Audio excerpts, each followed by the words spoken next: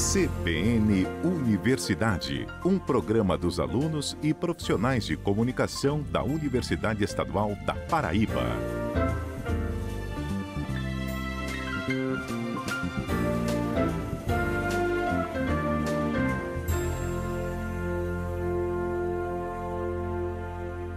Olá pessoal, muito bom dia! Está começando agora o CBN Universidade deste sábado, 2 de novembro, Dia de Finados. Hoje é uma data que muita gente vai até os cemitérios visitar os seus entes queridos que já partiram para outro plano.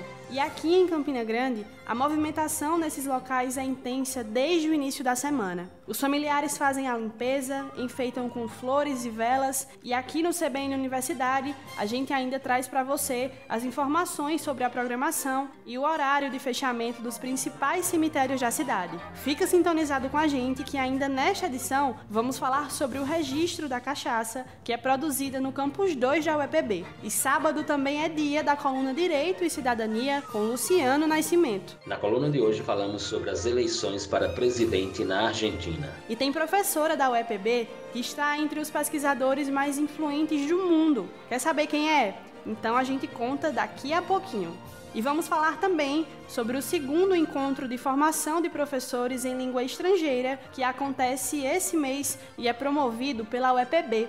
Falando em línguas, tem as dicas sobre a nossa língua materna com Edson Nascimento. A crase é uma das dúvidas mais frequentes da língua portuguesa e será o nosso tema de hoje. E ainda, como está o trabalho do projeto Alumiar, que trabalha com moradores de rua e profissionais do sexo daqui de Campina Grande. O Alumiar tem como proposta aprofundar essas histórias, ir atrás de personagens, de pessoas, contar quem são essas pessoas, de trazer humanização para o jornalismo através do jornalismo etnográfico.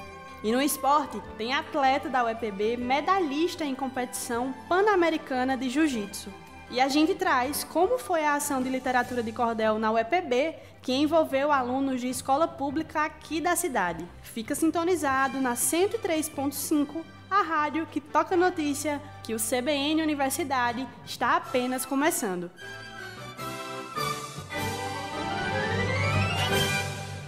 Esse é o CBN Universidade, o programa que é produzido pelos estudantes de jornalismo da UEPB e de Educomunicação que estagiam na Coordenadoria de Comunicação da Universidade Estadual da Paraíba. E a gente já começa falando sobre o registro da marca da cachaça Serra da Borborema, que é produzido no engenho de Alambique do Centro de Ciências Agrárias e Ambientais da UEPB, em Lagoa Seca. O produto agora tem o selo do Instituto Nacional de Propriedade Industrial, e isso é um importante passo para impulsionar as pesquisas no setor de destilados no complexo agroindustrial da universidade. E são os próprios alunos do Campus 2 que estudam sobre o processo produtivo, desde o cultivo da cana-de-açúcar até o produto final, como ele deve ser lançado no mercado comercial. E a gente conversou com o diretor do Campus 2, o professor José Félix, e ele falou um pouco sobre a conquista desse registro junto ao Instituto Nacional de Propriedade Industrial. Vamos ouvir o que ele disse. O Centro de Ciências Agrárias da UEPB, em Lagoa Seca, deu um grande passo diz respeito ao registro da marca da cachaça produzida aqui em nosso campus, a Serra da Borborema, junto ao INPI. Isso é um grande avanço, levando em consideração o grande projeto de qualidade da cachaça paraibana. Então, esse registro de suma importância para a exploração da marca e que a UEPB é a única detentora dessa marca. Então, a partir de agora, nós vamos buscar o registro junto ao MAPA, Ministério da Agricultura e Abastecimento, para que nós possamos manter uma linha de produção e a comercialização dessa cachaça. O objetivo, claro, não é o econômico, mas sim é fazer a ponte entre o projeto e a universidade e o público em geral. Então, a marca Serra da Borborema, ela tem esse objetivo, que é representar o projeto de qualidade da cachaça que nós estamos desenvolvendo aqui no campus. Fora isso, nós temos todo o projeto em andamento de seleção de leveduras específicas ocorrentes aqui na região do Brejo, diferentes variedades de cana, de açúcar, para que nós possamos, no futuro não muito distante, isolar essa levedura com qualidades específicas que possam gerar uma indicação geográfica para a cachaça paraibana. Então, isso é um projeto com dimensões singulares, e que conta com o apoio irrestrito da reitoria da UEPB, da FAPESC, através do governo do estado da Paraíba, com a parceria para repasse de alguns equipamentos, e que esses equipamentos servirão para dar prosseguimento e avançar na seleção dessas leveduras, né, para a formatação de um produto acabado, específico, que possa resultar numa qualidade de cachaça diferenciada, que é isso que nós buscamos para a cachaça aqui da Paraíba. E levar em consideração os alunos que estão envolvidos, né? Nós temos mais de 6 alunos de PIBIC Júnior e Iniciação Científica e 2 alunos de mestrado que estão envolvidos nessa pesquisa, para gerar conhecimento, gerar tecnologia que possa resultar numa qualidade de cachaça diferenciada aqui para a região. Muito obrigada, professor Félix. E é muito bom destacar que a produção lá no campus de Lagoa Seca ainda é feita em pequena escala, tipo experimental mesmo. Mas a marca da cachaça já registrada contribuiu para o processo de ampliação do processo produtivo da cachaça Serra da Borborema. Agora é hora do comentário do professor Luciano Nascimento. Muito bom dia, professor. Direito e Cidadania. Bom dia, Luana Albéria. Bom dia, ouvintes da CBN Campina Grande 103,5 FM. Vocês ouvem a coluna Direito e Cidadania e eu sou Luciano Nascimento. E na coluna de hoje falamos, portanto, sobre as eleições para a presidência da República na Argentina, nesse grande país da América do Sul. No último domingo tivemos o resultado das eleições, em que temos, portanto, um novo presidente naquele país. Seu nome é Álvaro Fernandes. As eleições tiveram os números mais ou menos assim.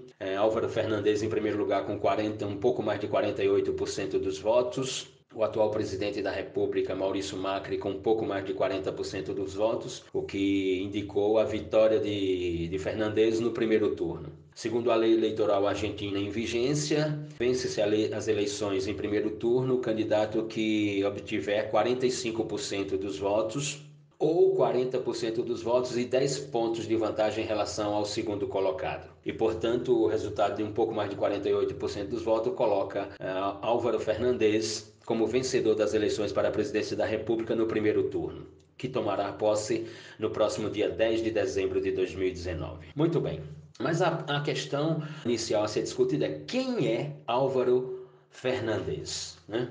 Quem é esse personagem que, por exemplo, a esquerda brasileira comemora a sua vitória na Argentina? Álvaro Fernandes, nos anos 70, era um estudante de direito, né?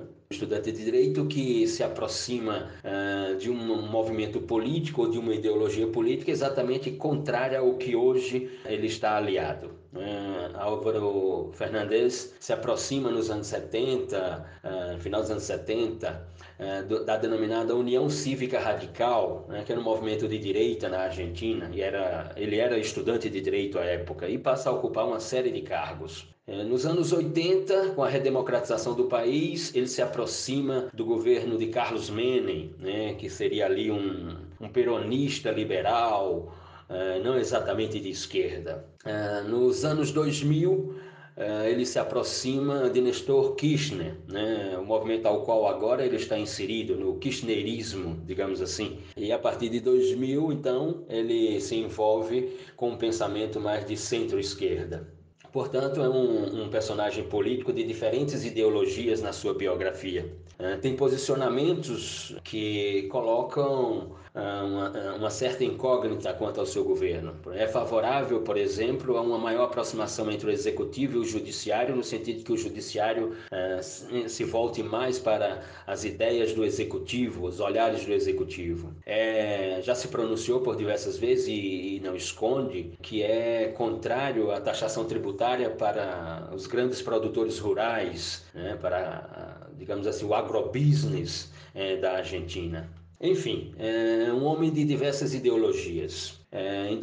No ano 2007, se aproxima de Cristina Kirchner, mas a partir de então tem divergências políticas com aquela que era a presidente da República da Argentina. Mas façamos aqui uma cronologia.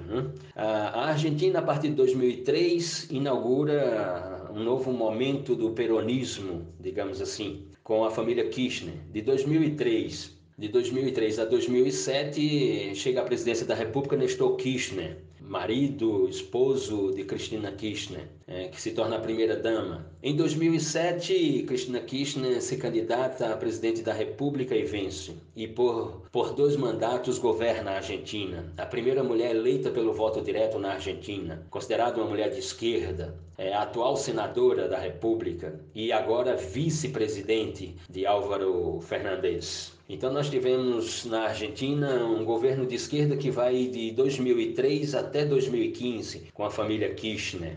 E Álvaro Fernandes esteve presente nesses governos, mas com algumas divergências. E agora o que acontece é a presença de Álvaro Fernandes como o candidato titular desse movimento que pode ser nominado de kirchnerismo, desse movimento político kirchnerismo, mas que representa também uma complexidade, porque não é totalmente de esquerda, tem posicionamentos liberais, mas sem dúvida alguma é um movimento muito mais ligado às questões populares, aos direitos dos trabalhadores, à questão estudantil e universitária no país, a questão da economia nacional, enfim. Álvaro Fernandes assume um país com uma inflação de 55% ao ano, com uma dívida com o FMI em torno de 57 bilhões de dólares e, portanto, com os olhares dos operários, dos estudantes, da dona de casa, dos intelectuais, dos industriais, enfim, de toda a sociedade argentina, para saber qual será o governo de Álvaro Fernandes, já que na sua biografia nós notamos as diferentes ideologias já vividas pelo candidato. É um desafio enorme porque não encontra um país num momento econômico que Nestor Kirchner e Cristina Kirchner encontraram, ou seja, com a principal matriz econômica do país em alta, que eram as commodities, e os preços das commodities entre 2003 e 2015 conseguiram índices estratosféricos, favoreceram enormemente a economia nacional, o que aconteceu com o Brasil, enfim, o que aconteceu com todos os países de matriz econômica das commodities, ou seja, de matriz econômica da matéria-prima. Isso não voltará a acontecer, pelo menos os prognósticos da economia internacional determinam que as commodities continuarão com o preço lá embaixo e, portanto, as receitas não serão as mesmas e, portanto, como se comportará Álvaro Fernandes como presidente da Argentina. Os desafios são enormes, já que nesse período, assim como aconteceu no Brasil, a Argentina não conseguiu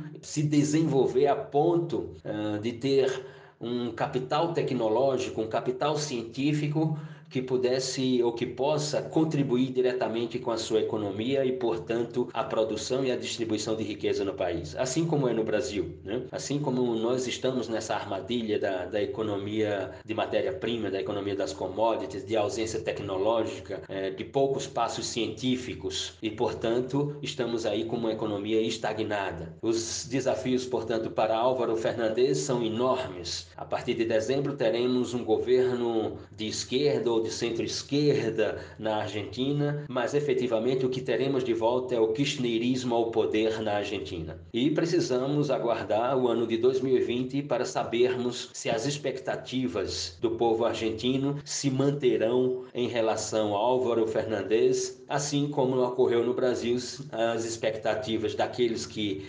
elegeram o presidente Jair Messias Bolsonaro, se ainda elas se mantêm de pé. Enfim, na Argentina temos um novo presidente da República. Muito obrigada, professor Luciano, e até o próximo sábado. Agora é a hora da nossa primeira pausa aqui no CBN Universidade, mas fica com a gente que na volta tem as dicas de português do professor Edson Tavares e ainda o atleta da UEPB que ganhou medalha de ouro em competição pan-americana. O intervalo é rapidinho e o CBN Universidade volta já. CBN Universidade, na CBN Campina Grande.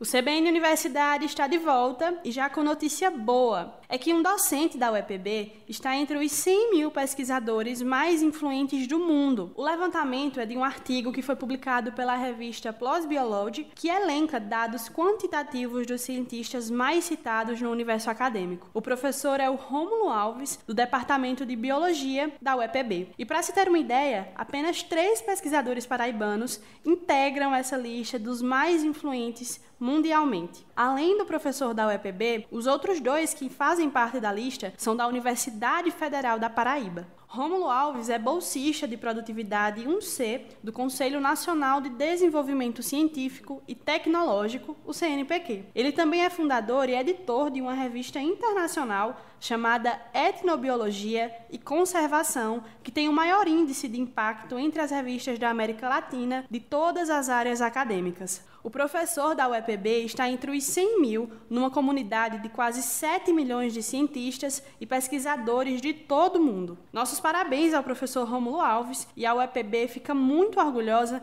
em saber que os seus pesquisadores se destacam no universo acadêmico. Mas a informação agora é sobre o 2º encontro de formação de professores em línguas estrangeiras, inglês e espanhol, que acontece no dia 20 deste mês. Confira agora os detalhes na reportagem de Karen Silva. O 2º encontro de formação de professores em línguas estrangeiras de inglês e espanhol tem como objetivo gerar de forma mais detalhada as discussões e reflexões sobre os assuntos que são abordados em sala de aula, motivando a todos que têm interesse por essas áreas. O evento é promovido pelo Grupo de Pesquisa Formação Docente em Línguas Estrangeiras da UEPB. Nesta edição, será abordado o tema Diálogos entre Linguagens, Tecnologia e Formação de Professores em Línguas Estrangeiras. A coordenadora do Grupo de Pesquisa e organizadora do encontro, Daniela Gomes, nos explica sobre o tema desta edição. Linguagens porque tudo que está ao nosso redor envolve linguagem. Tanto a linguagem escrita, a linguagem verbal, linguagem audiovisual, a linguagem das cores. Então, todo tipo de linguagem, ela está sendo utilizada, ela é utilizada para uma finalidade. Também na educação, a linguagem é utilizada para vários fins. Então, existem trabalhos que focam nisso e a gente precisa saber como é que esses trabalhos dialogam com outras questões que vai culminar no ensino e aprendizagem de línguas estrangeiras. Tecnologias,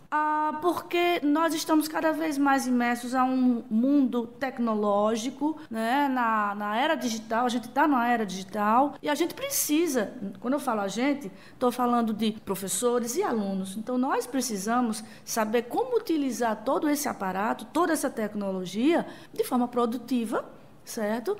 No contexto da sala de aula e na aprendizagem dos nossos alunos. Outra, nem todos os professores de línguas estrangeiras eles estão capacitados para utilizar a tecnologia de forma efetiva em sala de aula. Então, isso é uma questão bem recente, que tem várias pesquisas que estão falando sobre isso, e a gente precisa trazer à tona essa questão cada vez mais para poder, eu não diria capacitar, mas aprimorar, desenvolver melhor, certo? Os professores. Formação de professor, porque é uma grande área em que a gente ainda está discutindo, a gente ainda discute e reflete sobre a importância desse grande profissional. Esse profissional não só é importante para o aluno, mas para a escola como um todo. Então, a gente precisa ter um olhar melhor para essa área, com mais carinho, certo? Porque o nosso professor precisa também estar mais e mais equipado para poder orientar os nossos alunos de forma mais efetiva. O evento será no dia 20 de novembro e terá na programação mesa redonda, palestras, minicursos e a apresentação em pôsteres sobre o tema abordado. Quer saber quais assuntos serão abordados? Fica ligado. Questões como a multimodalidade, os multiletramentos e como isso ele pode ser utilizado para aprimorar o ensino e aprendizagem de línguas estrangeiras, a questão da inclusão social, que é um ponto que ainda é muito discutido, certo? Como a questão do ensino de língua estrangeira está voltada para alunos surdos, alunos autistas, deficientes visuais. Então, isso é uma questão que está bem em voga, certo? E também terá um minicurso que, inclusive, vai discutir sobre isso. Questão do uso da tradução, porque é uma questão ainda que muitos veem a tradução como algo assim, não vou utilizar a tradução para a sala de aula, que isso pode impedir a aquisição da linguagem. Então, vai ser também um aspecto que vai ser discutido e ministrado. Então, alguns pontos mais mais, eu diria, como é que se diz, mais pontuais, certo, mais relevantes na contemporaneidade, no âmbito dos estudos da linguagem, é que a gente vai discutir. As inscrições podem ser realizadas pelo site da UEPB até o dia 10 de novembro. Não fique de fora. Karen Silva para o CBN Universidade. Muito obrigada, Karen. E vamos agora para as dicas de português. Solta a vinheta! Português sem segredos, com Edson Tavares. Bom dia, gente. Começando o nosso quadro Português Sem Segredos, dentro do programa CBN Universidade. Olha, eu recebi vários áudios perguntando sobre um dos maiores calos da língua portuguesa, a crase. Responderemos já, depois de nossa perguntinha cabulosa. A forma correta é campeonato de júniores ou de juniores, bater o recorde ou o recorde, colocar a rúbrica ou a rubrica. Vai pensando aí que eu responderei após desvendar o segredo da crase, como perguntam a Ruth, a Aline, a Carolina e a Andriele. Eu queria que o senhor explicasse quando é que eu uso a crase ou não, porque é o que eu mais me confundo em português. Meu nome é Aline Trovão. E a minha pergunta é a seguinte: eu gostaria de saber quais são as diferenças de uso do A com crase e o A sem acento. Meu nome é Carolina e gostaria de saber quando se deve colocar crase no A. Me chamo Andriele e gostaria de saber quando eu devo utilizar a crase. Muito bem, garotas. Obrigado pela participação. De fato, a crase é um calo mesmo. Vamos tentar simplificar. A gente sabe que a crase acontece quando a gente junta a preposição a com o artigo a, não é? Só aí já dá para entender duas coisas. Que eu só posso colocar crase antes de palavras femininas, por causa do artigo a. E a segunda coisa é que o verbo precisa ser regido pela preposição a. Tá, mas eu disse que ia simplificar, não é? Então vamos lá. Para saber se o a tem crase, vocês trocam mentalmente a palavra por outra masculina. Se aparecer ao, que é preposição mais artigo, então tem crase. Se não aparecer ao, não tem crase. Simples assim. Veja, vou à praia, trocando praia por cinema, por exemplo, vou ao cinema. Então, vou à praia, tem crase. Mas repare, ganhei a boneca. Trocando boneca por uma palavra masculina, boneco, por exemplo, temos ganhei o boneco e não ganhei ao boneco. Então, ganhei a boneca, não tem crase. Entendido, meninas? Essa dica resolve 95% dos casos de crase. Justamente aqueles que usamos no dia a dia. Ficam de fora só aqueles casos específicos, cheios de moído, que aí só com uma boa gramática para explicar, tá bom? Agora, a perguntinha cabulosa. Hoje em dose tripla, hein? Existe um vício de linguagem chamado barbarismo, que é quando pronunciamos erradamente as palavras. E se esse erro tem a ver com a sílaba tônica, como é o caso dessas três palavras, então a gente chama esse barbarismo de silabada. Se você pronuncia campeonato de júniores, sinto informar que o certo é juniores. Até porque não existe palavra acentuada antes da antepenúltima sílaba. No segundo caso, a pronúncia correta é recorde e não recorde. E, por incrível que pareça, rúbrica não existe. O certo é rubrica, tá certo? E eu volto sábado, que hoje eu já falei demais. Tchau. Muito obrigada, professor Edson. E olha, você que está aí em casa já sabe, né? Para participar do quadro Português Sem Segredos, é só enviar um áudio com a sua pergunta para o número 98893 9414. Repetindo, 98893 9414. Só não esquece de se identificar no início do áudio, tá bom? E olha só, antes do intervalo, só mais uma informação para você, ouvinte da CBN Campina Grande. É que a Universidade Estadual da Paraíba, através da empresa Júnior de Agronomia, no campus do Catolé do Rocha, promove nos dias 18 e 19 deste mês o primeiro workshop Jovem Catolé. A iniciativa tem a parceria com o Sebrae e a programação do workshop workshop conta com palestras, oficinas e 2 casos de sucesso que serão compartilhados a partir da experiência de empreendedores que estão desenvolvendo negócios aqui no estado. O evento é gratuito e aberto para a comunidade acadêmica e tem como principal objetivo estimular o empreendedorismo no sertão paraibano. A abertura do evento vai ser na Câmara Municipal, mas as demais atividades da programação serão realizadas nas dependências do Centro de Ciências Humanas e Agrárias no campus da UEPB, em Catolé do Rocha. Agora vamos para mais um intervalo bem rapidinho e na volta a gente fala sobre a parceria da UEPB com a Fundação Nacional de Saúde, a FUNASA, para a implantação do Centro de Referência em Saúde Ambiental. E ainda você vai conhecer o projeto Alumiar, que trabalha com moradores de rua e profissionais do sexo aqui de Campina Grande. É bem legal. O CBN Universidade volta já. CBN Universidade, na CBN Campina Grande. Estamos de volta com o CBN Universidade e agora a gente fala sobre a reunião entre representantes da Universidade Estadual da Paraíba e da Fundação Nacional de Saúde, a FUNASA.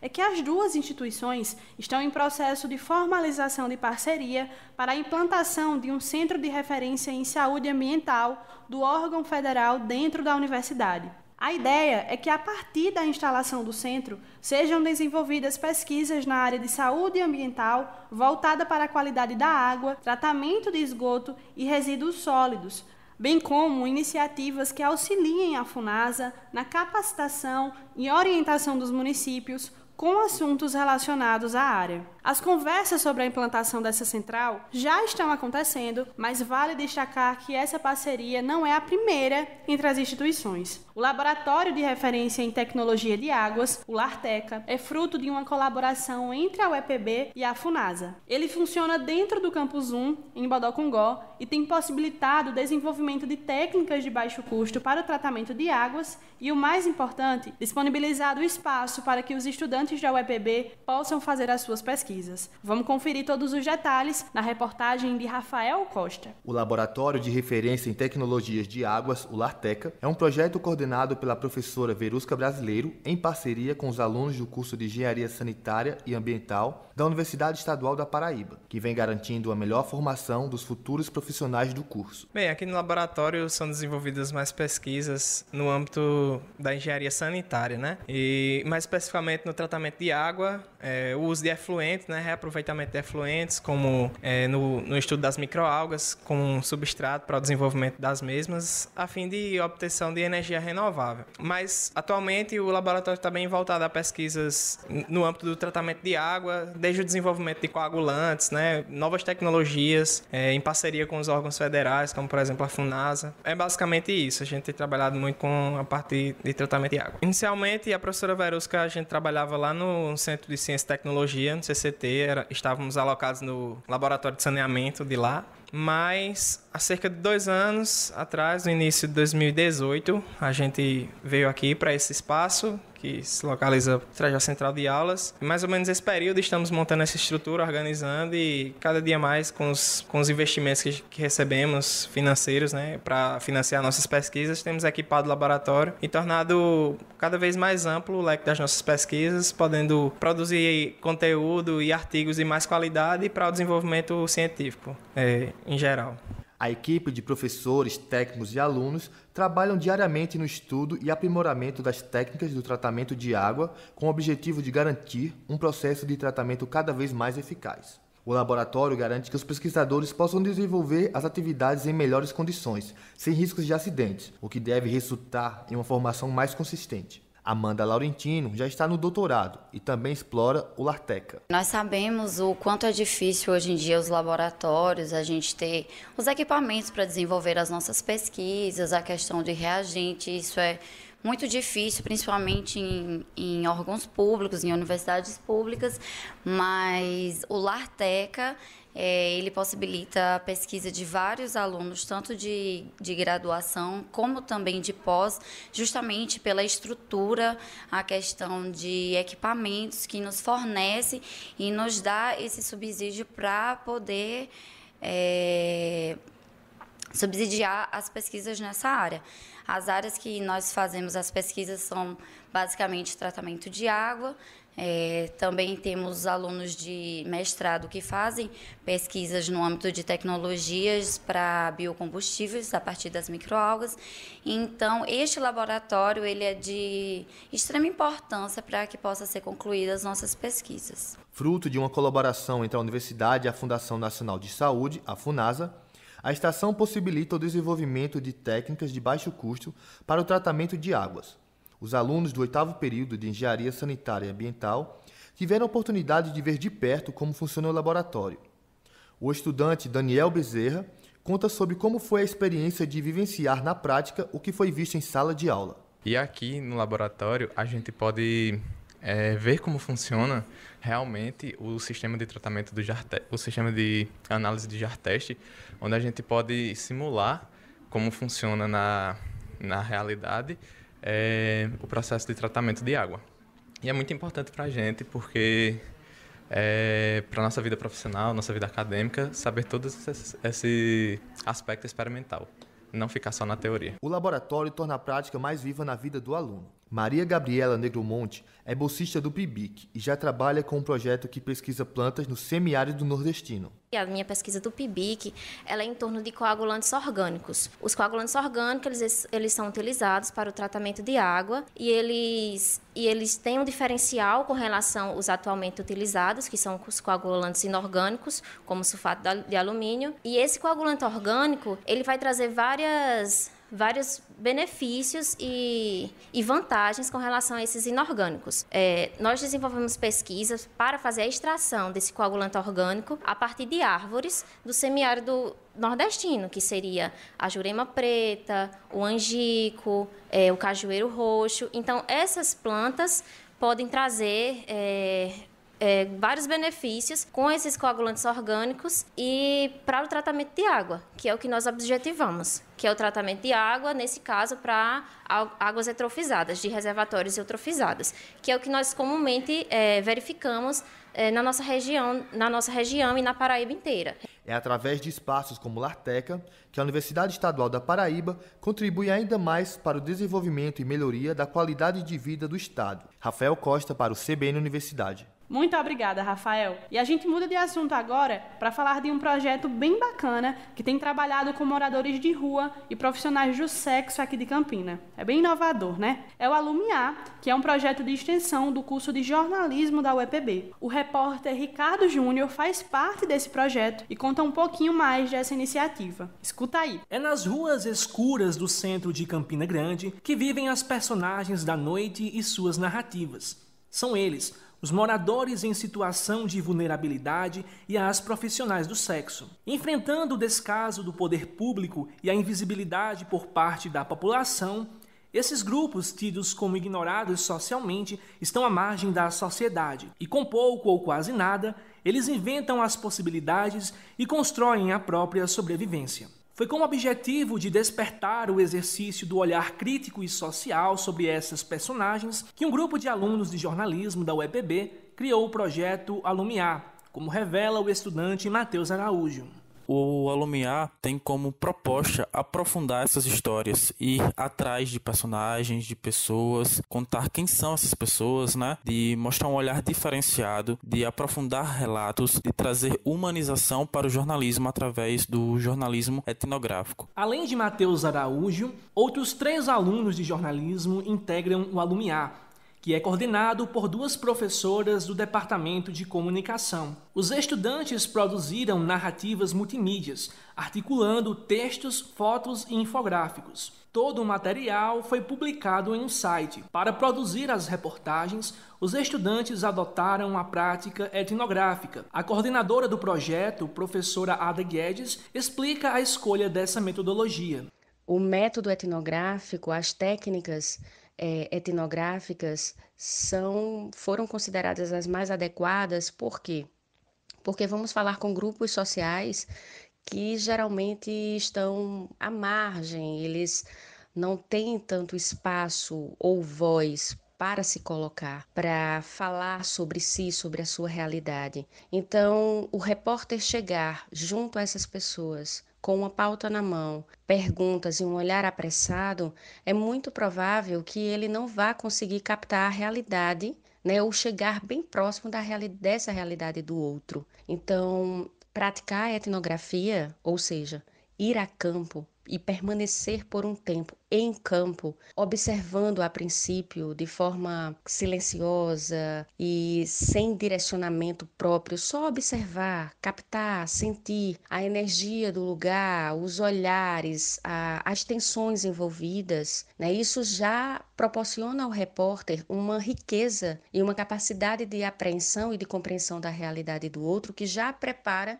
o seu espírito, né, para uma narrativa muito mais sensível, muito mais humana. O método etnográfico utilizado pelo Alumiar acaba se distanciando da rotina desenfreada das redações e do sensacionalismo midiático. Segundo a professora Ada Guedes, esse formato de se pensar e fazer o jornalismo possibilita uma sintonia entre o repórter e o personagem retratado na matéria. Se essa sintonia não acontece, aquela pessoa, aquele cidadão que está ali vivendo aquilo, ele não vai se sentir representado, ele não vai se sentir visto, ele vai se sentir enganado, na verdade. E ao fazer isso da forma mais honesta possível, através de uma honestidade que é capaz de uma sintonia muito grande entre repórter e personagem, isso vai trazer aos olhos de outros, né, do leitor, das pessoas que estão ali naquele espaço cidade, compartilhando daquelas vivências, vai trazer um olhar mais verdadeiro, mais despretensioso, né, e menos preconceituoso. A professora Suelen Rodrigues também é coordenadora do Alumiar. Para ela, o projeto representa a oportunidade de produzir narrativas humanizadas,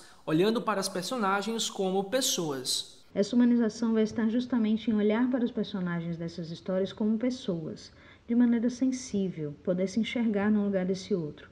O jornalista, construindo um relato humanizado através de técnicas de produção jornalística que levam em conta o respeito ao personagem, o detalhamento do espaço, do contexto em que esse personagem vive, de sua história de vida e de como ele é único, particular, como qualquer um de nós, vai permitir que o leitor desse material jornalístico também consiga, de certa forma, visualizar esses lugares, essas situações e essas pessoas. A palavra que dá nome ao projeto, alumiar ou iluminar, significa, no sentido figurado, dar ou adquirir conhecimento. Matheus Araújo está no último período da graduação e conta a importância do projeto para a trajetória acadêmica. O Alumiar vem proporcionando esse enriquecimento da veia jornalística e, além disso tudo, a questão humana. Então, a gente vem se tornando mais humano, mais profissional e, com certeza, é disso que o jornalismo precisa. Nessa semana, a equipe do projeto Alumiar deve realizar um seminário com o objetivo de apresentar os resultados obtidos ao longo dos últimos meses, além de discutir o jornalismo etnográfico. O evento contará com a presença de alguns representantes de órgãos que lidam com os grupos sociais abordados pelas reportagens. O seminário será realizado no dia 4, às 19 horas da noite, e no dia 6, às 9 horas da manhã, na Central de Aulas em Bodocongó. Ricardo Júnior para o CBN Universidade. Muito obrigada, Ricardo. E como você ouviu, o projeto Alumiar promove seminários nos dias 4 e 6 deste mês. O evento é gratuito e vai acontecer em 2 horários. Na segunda, às 7 horas da noite e na quarta-feira, às 9 horas da manhã. Mas agora a gente faz uma pausa aqui no CBN Universidade e depois do intervalo a gente fala sobre literatura de cordel, que é muito bom falar das nossas raízes, né? E ainda na edição de hoje tem atleta da UEPB medalhista em competição de jiu-jitsu. Fica aqui na 103.5, a rádio que toca a notícia, que a gente volta já. CBN Universidade, na CBN Campina Grande. Estamos de volta com o CBN Universidade e a gente já retoma a edição de hoje com o esporte. Roda a vinheta. É hora do esporte. A atleta da UEPB ganha medalhas em competição pan-americana de Jiu-Jitsu 2019. Lucas Abdias Olimpo é estudante do 8º período do curso de Educação Física e ganhou 2 medalhas na competição, que foi disputada no ginásio Meninão, aqui em Campina Grande. Lucas conquistou a medalha de ouro na categoria pesado até 94 quilos, faixa azul, e a medalha de bronze na categoria absoluto. Para subir 2 vezes no pódio, o atleta da UEPB disputou 4 lutas. Esse ano, a competição reuniu mais de 200 atletas de vários estados aqui do Nordeste. E o Campeonato Pan-Americano de Jiu-Jitsu 2019 é organizado pela Federação Internacional de Jiu-Jitsu Desportivo. O estudante e atleta Lucas Olimpo é um exemplo de que a universidade investe no esporte para a promoção da saúde e da qualidade de vida da comunidade acadêmica. E a gente muda de assunto agora para falar sobre um projeto que você já ouviu falar por aqui, que é o Cordel do Último Sábado, que é uma iniciativa do Museu de Arte Popular da Paraíba. É que agora eles estão reformulando as ações do projeto e recentemente fizeram uma atividade dentro do Campus 1 da UEPB que trouxe alunos de escolas públicas para vivenciar a literatura de cordel dentro da academia. Confere aí na reportagem da Rayane Silva. O hall da Pró-Reitoria da Universidade Estadual da Paraíba, em Bodocongó, se rendeu à literatura de cordel. Agora, nesse folheto, vamos testar a nossa prática. Sobre Jackson já falamos e fomos bem na gramática. O desafio de agora é falar da matemática. A ação fez parte do projeto Cordel no Museu, que é uma iniciativa da Pró-Reitoria de Cultura da UEPB, do Museu de Arte Popular da Paraíba e da Academia de Cordel do Vale do Paraíba, com o objetivo de reunir ativistas culturais, editores, estudiosos, xilógrafos, poetas e admiradores do gênero, ressaltando o brilho dessa arte nordestina. A UEPB acolheu os alunos da Escola Municipal Professor Antônio Oliveira. As crianças e adolescentes apresentaram o material produzido em sala de aula. Isaiana Cássia participou da criação dos cordéis e ganhou o certificado de xilogravura que representou a capa do cordel da disciplina de matemática. Para ela, foi gratificante ter esse contato com a literatura popular. Foi muito gratificante porque é uma coisa que ajudou muito nós como os alunos e despertou talentos que a gente sabia que tinha, em questão de desenho, da xilogravura, que eu nunca pensei que eu pudesse ganhar uma capa de cordel. Em questão também que a gente produziu e foi muito legal. Esse ano, o projeto que é aplicado dentro da escola, o A Poesia a Serviço da Educação, está completando 20 anos de existência e foi idealizado pelo poeta e escritor Silas Silva da Paraíba. Ele leva esse incentivo à leitura, ele leva o conhecimento para a sala de aula, porque como a minha produção é totalmente paradidática, então eu não levo só uma oficina de literatura de cordel para mostrar a metodologia do cordel. Eu estou em sala de aula, levando a cultura e dando também uma aula de história, certo? Onde a gente vai ter momento que vai falar sobre Margarida Maria Alves, a gente vai falar sobre Conselheiro e a Guerra de Canudos, aí em outro momento vamos falar sobre a história de Zé Ramalho, Padre Cícero, de Juazeiro, Frei Damião e tantas outras biografias que eu já fiz, fatos históricos da nossa história do Brasil, mundial. Enfim, é um trabalho totalmente paradidático. O coordenador do projeto, Nando César, ressalta a importância da participação dos alunos na produção dos versos em cordel, fazendo assim com que a cultura nordestina mantenha-se viva e se perpetue por gerações. A UEPB nos dá, certo, a estrutura da gente pegar os alunos das comunidades, como aqui estamos hoje, o pessoal do Estadual de Santa Rosa, em conhecer a academia, como também conhecer outros espaços onde é cabível o cordel e a xilogravura. Para a gestora da escola, Mariana Leandra, esse é um trabalho que possibilita a descoberta de novos talentos e habilidades dos alunos. Foi de grande importância para a escola, porque através desse projeto descobrimos talentos e houve a interdisciplinaridade das áreas de conhecimento e esses novos talentos, esses meninos ficaram com entusiasmo, ou seja, a autoestima deles na descoberta de ser também um poeta, de escrever, e associar também os dados matemáticos à poesia e à literatura de cordel. O projeto A Poesia a Serviço da Educação oferece oficinas de literatura de cordel, oficinas de xilografura e palestras, estimulando e incentivando a produção de obras literárias dos alunos nas escolas, com o objetivo de levar a cultura para a sala de aula, contribuindo assim para a formação acadêmica. A UEPB abriu espaço para os estudantes, incentivando a produção de literatura de cordel. Para a curadora de literatura do MAP da UEPB, Joséilda Diniz, essa parceria é um presente para o cordel no museu. Como dizia o nosso grande poeta Manuel Monteiro, né, de fomentar o folheto professor, que é exatamente essa interação dos professores junto com seus alunos. E de que modo isso dá?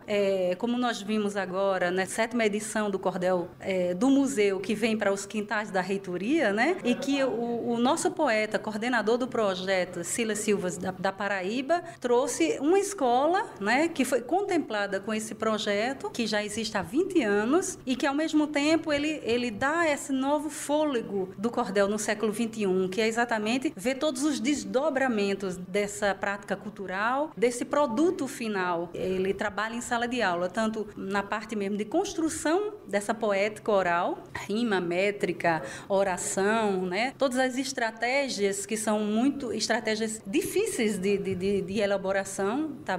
É muito longe de serem espontâneas, é todo um gênero complexo. E ao mesmo tempo ele trabalha toda essa dinâmica da xilogravura, porque ele também é xilógrafo. Então a gente vê que para o projeto, para a universidade e para a Pró-Reitoria de Cultura e para o Museu de Arte Popular da Paraíba, que abriga, né, essa sala especial dedicada à literatura de cordel e que faz referência a um dos maiores acervos mundiais que nós temos, que é o Atlas Almeida, só vem agregar a toda essa política pública de salvaguarda dos nossos acervos. Rayane Silva para o CBN Universidade. Muito obrigada, Rayane. E olha, este sábado é celebrado o Dia de Finados, data em que muitas pessoas vão aos cemitérios visitar os túmulos de quem não está mais na vida terrena. E como a gente já falou no início do nosso programa, a movimentação é intensa nos cemitérios. Lá no cemitério Nossa Senhora do Carmo, mais conhecido como o Cemitério do Monte Santo, que é um dos maiores aqui de Campina Grande, tem missa durante a manhã e à tarde também está programada uma missa às 5 horas. O cemitério do Araxá segue aberto até às 6 horas da noite e tem missa às 4 horas da tarde deste sábado. Já no Campo Santo, Parque da Paz, às 10h30 da manhã, tem uma palestra espírita com o grupo Toque de Luz. Às 2 horas da tarde, tem um culto evangélico com o pastor Samuel Dionísio e às 4h30 da tarde, tem missa e adoração ao Santíssimo com o padre Rachid. O espaço fica aberto para visitação até às 6 horas da tarde e é assim que a gente encerra mais uma edição do CBN Universidade.